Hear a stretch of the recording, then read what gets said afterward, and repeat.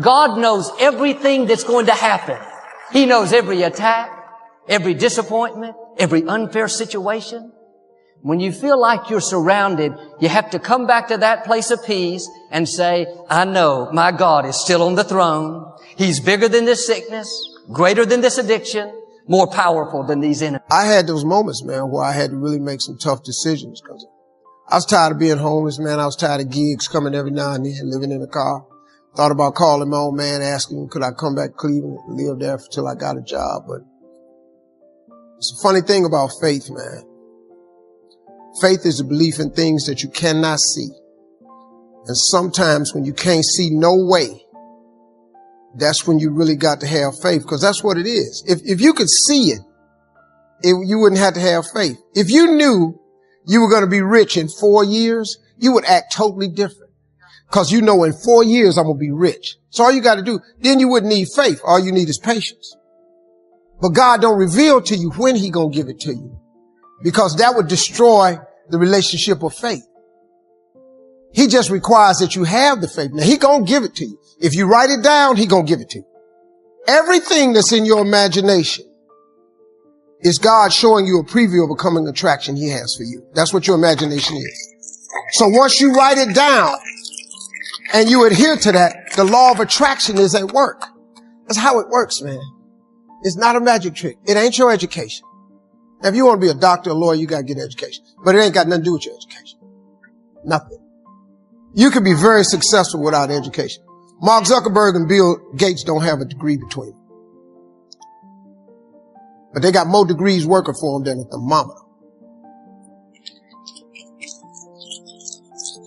Everybody I hire has a degree.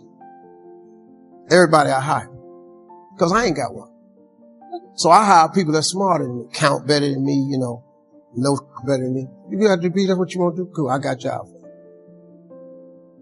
But your visions don't require education. Not at all.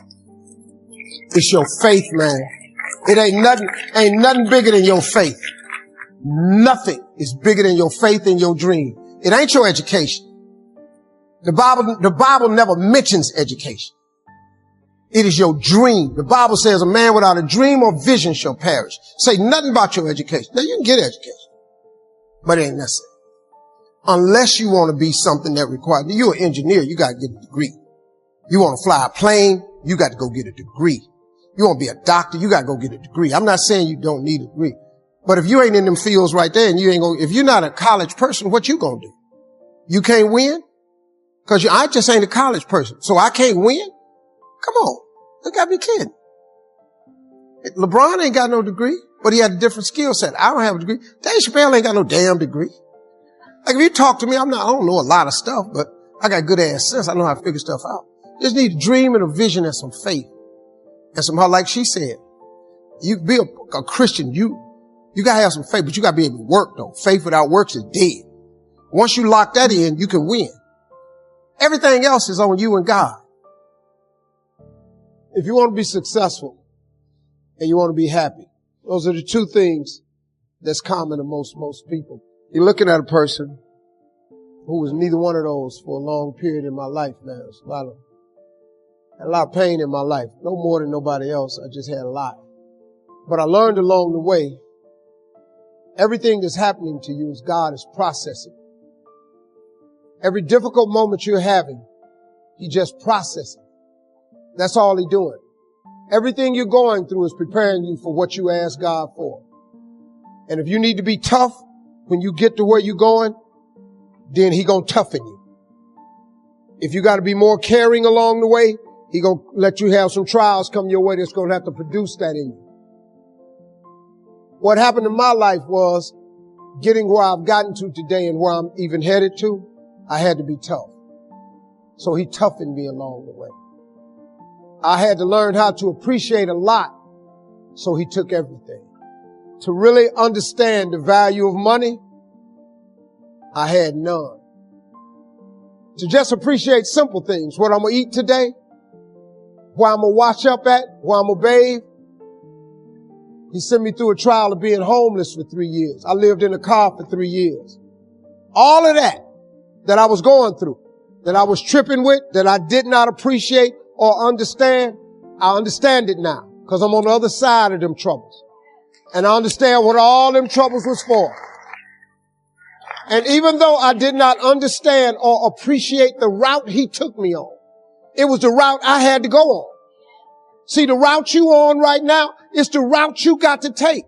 And it's very uniquely yours.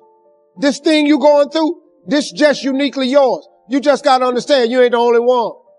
You ain't the only one going through it. Now, in the order that it's going to happen, it's just yours. See, God made us very different. This God we got, God is amazing. He created you so individually. Do you know that it's close to 8 billion people on earth now? Do you know that it's almost 8 billion people on the earth? Do you know how many billions of people have died?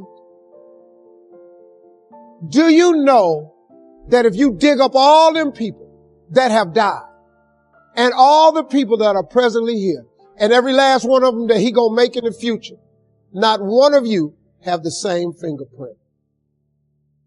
Who do that?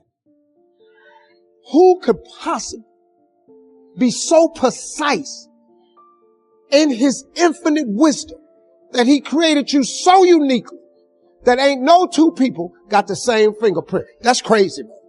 That's real crazy. 8 billion people, you can't duplicate it. The billions that done died, you can't duplicate it. And the ones that's coming will not duplicate it. All I ever asked God for was to let me eat. Let me sit at the table with the big boys. Take me from this homelessness that I'm in and fill my coffers with spoils. You know how much I have today? I have more than I ever thought I'd ever have. I got more. God done gave me more than I asked for because he got this thing he has called grace. Grace is, I wish I could buy it. You know, I wish I could buy grace, man. I was playing golf with an old guy that owns Mayo Clinics. The Mayo Clinics. You know how much money you got to have to own all of them?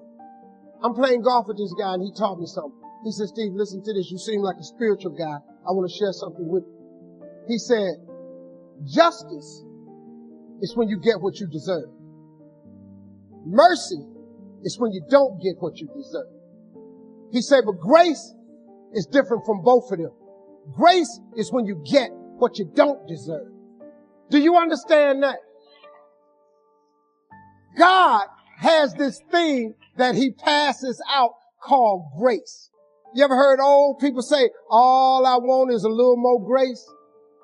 Because guess what? He passes it out and he gives you things you don't deserve. I do not deserve this life I have. I'm just telling you flat out. The money I make, where I live, what I drive, how I travel, how I vacation, I don't deserve it. I work really hard, but I really don't deserve all this. I don't. I'm telling you flat out, I don't deserve it.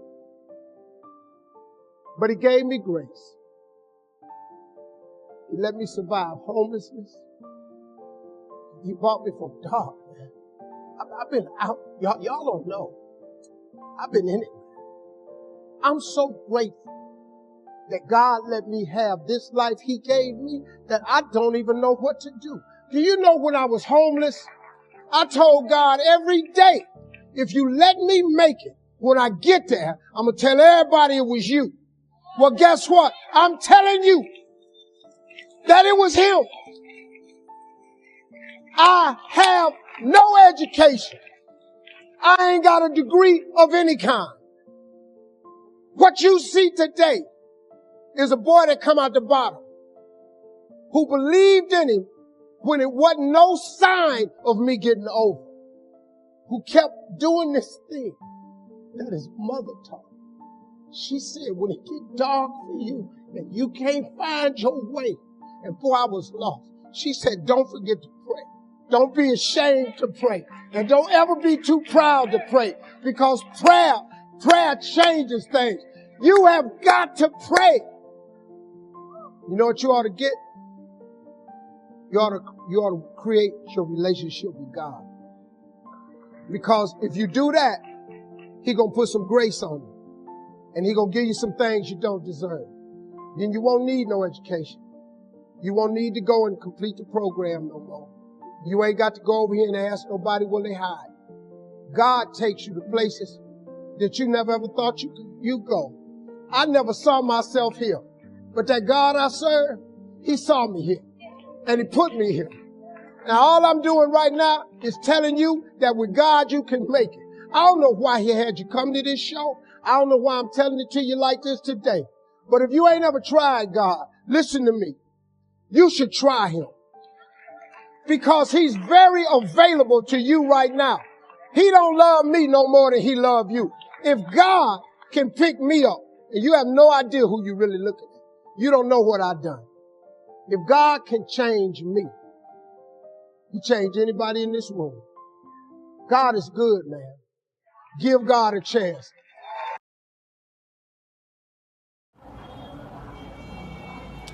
Focus isn't hard.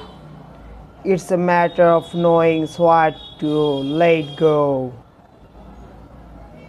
of. You're trying to fix people and change people and make people do what you think they ought to do. You are trying to be gods in people's life. No wonder you exhausted.